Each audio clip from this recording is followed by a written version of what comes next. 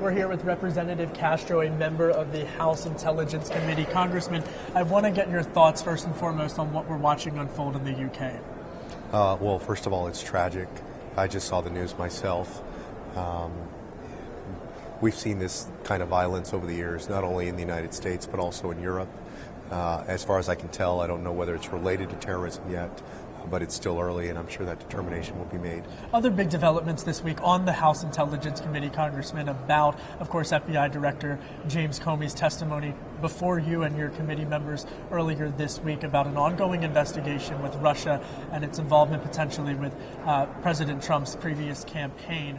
What's next? When will Americans get more answers on this? Well, I suspect that it will be a months-long investigation, hopefully not a years-long investigation, but that the FBI will go do its work, and we'll have to give them room to do that. The House and Senate committees will continue to do oversight. I believe that we should hear testimony from many of the individuals who were mentioned in the hearing, who were associated with the Trump team. Do you think that we will hear testimony from Paul Manafort, Michael Caputo, as well as Roger Stone?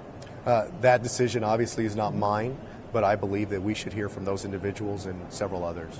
And in terms of more hearings, do you anticipate that there will be more hearings? I'm sure there will be. And then when we look ahead, a lot of Democrats and Republicans have criticized Director Comey for different reasons, but sensing that he is, for very different reasons. Are you confident, Congressman, that FBI Director Comey is the right person for this job? He is the FBI director. He still has several years remaining on his term. A few months ago after the election, some Democrats were calling for him to be removed or resign, and I said that I disagreed. And I disagree because I trust Director Comey more than I trust anybody else that President Trump would appoint, especially with this kind of investigation going on. And what about Chairman Nunes? Do you have confidence in him that despite that the politics won't play a part in any of this? So far, Chairman Nunes has acted in a bipartisan way, has kept the investigation moving forward. Of course, if that changes, then we'll be more critical. But so far, he's moved the investigation forward. And of course, quickly, the final question, in the time we have left, the House is set to take up health care. You've been outspoken against it, as well as Democrats. Do you anticipate that this bill will fail tomorrow? I think that right now they don't have the votes, it looks like.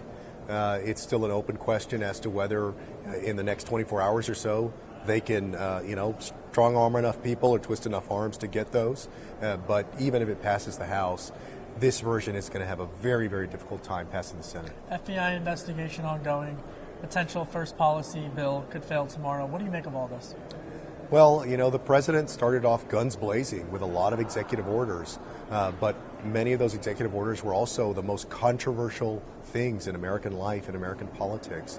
And so he hasn't really worked to develop any kind of bipartisanship in Washington or with the Congress even. The Congress was missing in action for all of that policy that he enacted by executive order. So the health care bill is literally the first thing that he's worked with the Congress on. And that's why I think, you see his approval rating at 37%, because a lot of Americans don't feel like he and they are on the same page.